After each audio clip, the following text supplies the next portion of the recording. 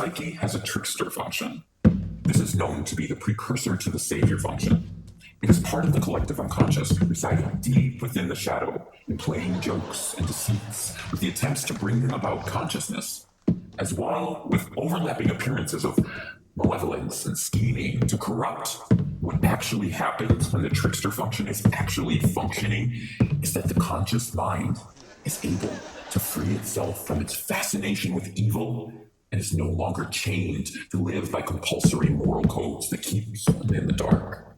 It is said that the trickster is part of the fate function of the psyche, and, like all parts of the collective unconscious, must be experienced in order for us to be complete. Ultimately, it is about being true to oneself by looking at it objectively. However, over time, as we have evolved, this trickster function has also been evolving. In order to trick the conscious mind into evolving, one cannot think they know how the trick works. So, the trickster function has seemed to take on a more random appearing nature from the conscious mind. But, in reality, that is not how this works. We are seeing this as random and completely not making any sense. But, this is all for the benefit of consciousness. The trickster only seems to want to tear down or make us feel as though we are worse than we really are, and as such it's part of the death function of the psyche, but it is also the precursor to what is called the savior function. The trickster is, in a sense, a savior of sorts, but only wants to make us suffer like a martyr. In order to become the savior of consciousness, we must first look at the trickster function as a savior of sorts and see how it is related to our quest for consciousness. Rather than thinking it is part of the ego and that we want to destroy or control it, or think we understand how it works, it is not about understanding how it works, but seeing that as a conscious being, one must accept the trickster on its own terms. And this means giving up the hope of understanding anything concerning the psyche from the standpoint of the conscious mind. When we are truly able to release the ties that bind us to the control we think we need to have, this is what releases us from it. It is in this surrendering where we truly become free. For there is no freedom without the surrendering, and there is no surrendering without love.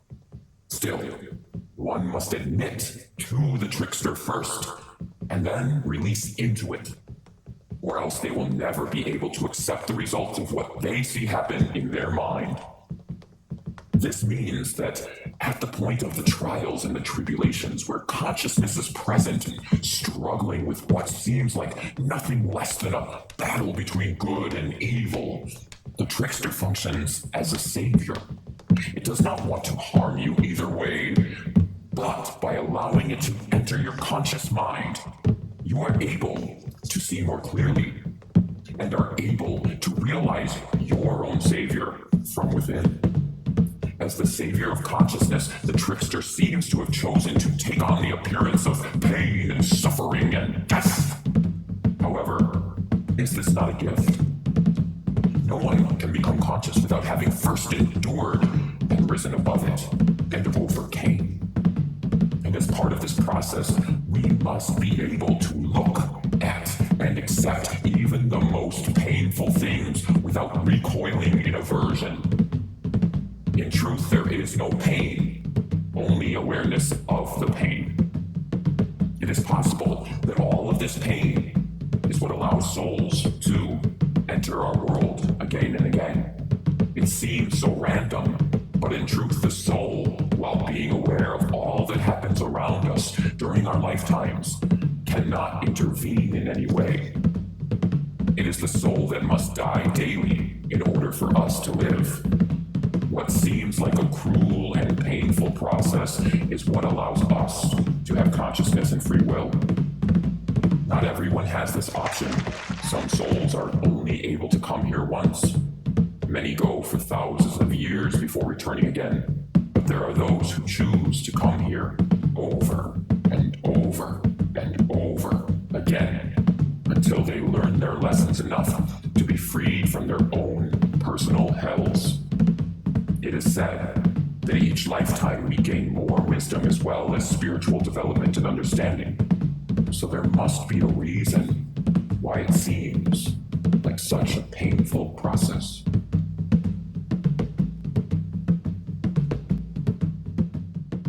Woman! Must be insane. Life won't be worth spit! I've been dead once already. It's very liberating. You should think of it as therapy. Jack? Jack is dead, my friend. You can call me Joker. And as you can see, I'm a lot happier. What are you doing? What are you doing? No, what are you doing? What are you doing? No, what are you doing? What are you doing? Captain gives orders on the ship. The captain of the ship is giving orders. My ship makes me captain. They be my charts. That makes you chart man.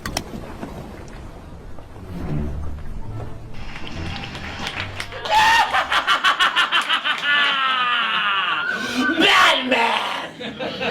I suppose you thought you'd won.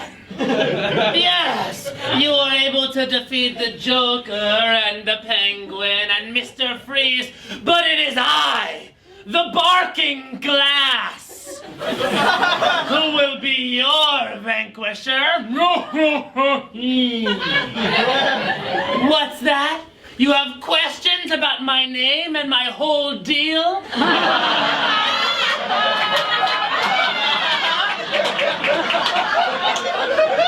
Well, guess what, bitch? That's the goddamn point! I suppose I could just fucking hand it to you by picking out like a very specific persona that signified very strongly my strengths and weaknesses, somehow create a backstory everyone knows, and develop a liking for public and dramatic things, but I'm not a fucking idiot! So...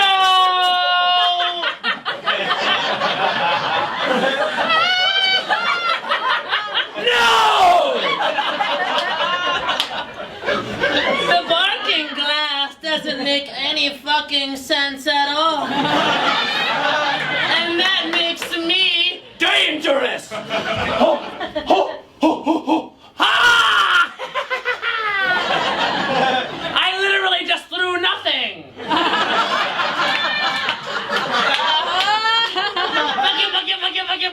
Fuck you, you thought I did! So let's walk through this, shall we? Truly unpredictable me is different from the Joker because the Joker, oh, he's crazy. Oh, yeah, my ass.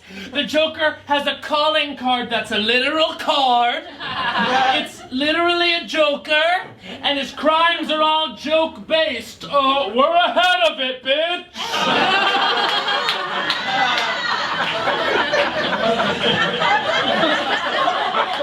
The Barking Glass only has one rule, and it's this.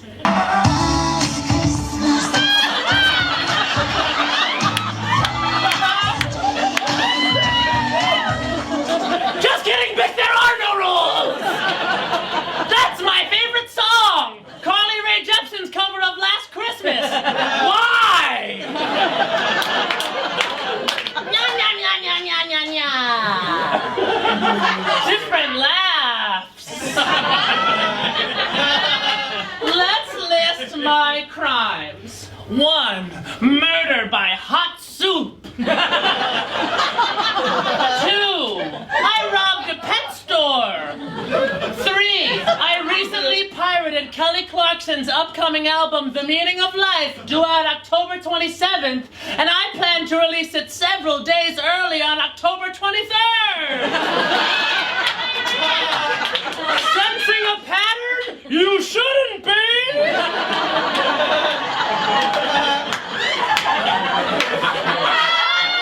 I truly don't make sense. The Barking Glass is and stupid, like James Franco and Bjork. And I would never give away my thing. Oh no, the moon!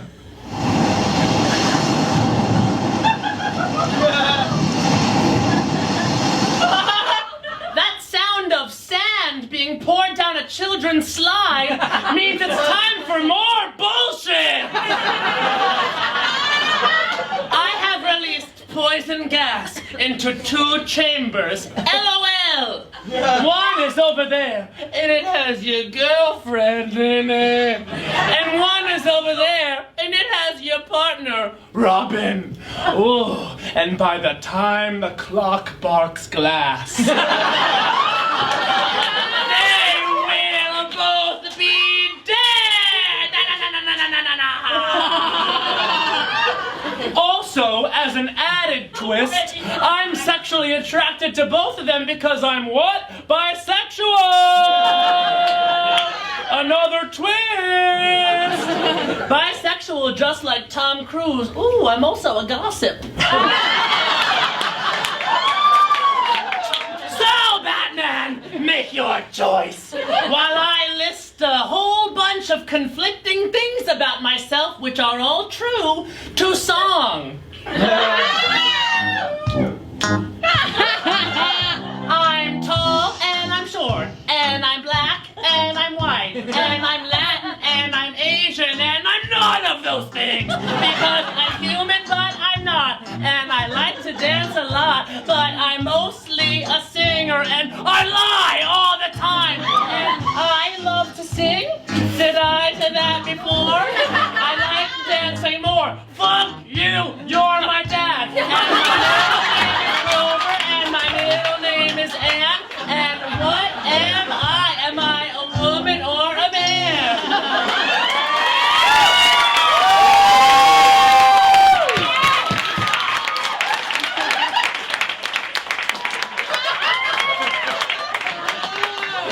Ah, Commissioner Gordon. What's that? You just killed the guy I hired to run my tech queues at a nearby warehouse, and now you know my identity because it was in my open laptop in a folder called Cues for My Speech? You mean exactly that? Oh no! And now I'm being arrested! Ha! Exactly my plan! Yes! My plans, when I get her here, will put her where she'll never stand in the way of my gray again. What's you gonna turn gray, Murky? Just look around, you bloated dust mop. I'm going to turn all the animals gray. Then I'm going to put them all in my own unamusement park. Murky, dismal, gloom world. People who want to see all these wonderful animals will only be able to see them in my favorite color, dismal gray.